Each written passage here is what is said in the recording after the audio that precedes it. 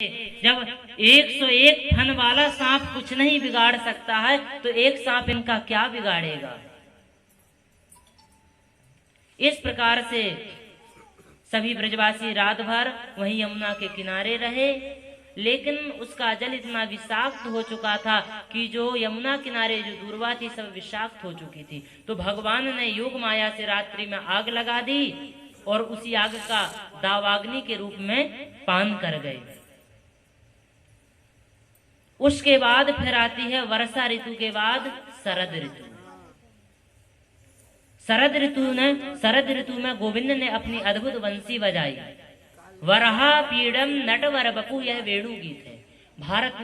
भागवत में अद्भुत वेणु गीत है, भ्रमर गीत है, बहुत सारे गीत हैं। ये पहला गीत है कि वरहा पीड़म नटवर बपू, गोपियां घरों में रहकर के गोविंद के स्वरूप का वर्णन करते हैं कि कर्णिकयो कर्णिकारम, गोविंद अपने कानों में कनेर की पुष्प से कुंडन धारण किए हुए। बरहा पीड़म नटवर बपू, मोर पंख को सिर में धारण किए हुए हैं, पीतांबर गोविंद पहरे हुए हैं।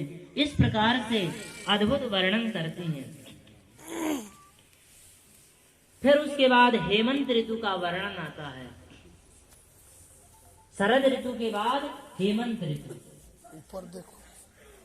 और मार्गशीर्ष में कुछ जो गोपियां थी इस सुबह 4 बजे जाकर के कात्यायनी माँ की पूजा करने लगे और कात्यायनी से वरदान क्या मांगे कि हे देवी, इस जन्म में तो क्या अनेक जन्म हो, लेकिन जब भी हमको पति के रूप में यदि प्राप्त हो तो गोविंद प्राप्त हो।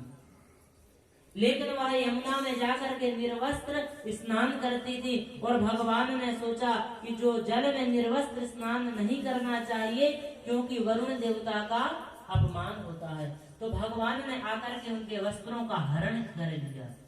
लेकिन जब गोपियों ने प्रार्थना की तो भगवान ने वस्त्रों को लौटा दिया और भगवान ने कहा कि आज से जल में निर्वस्त्र होकर के स्नान मत करना। और उस समय हमारे कन्हैया की आयु मात्र 5 वर्ष की थी।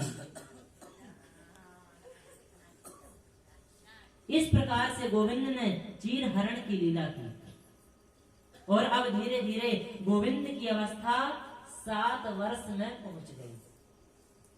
और एक दिन दीपावली का समय आ गया और मैया घर में पकवान बना रही थी।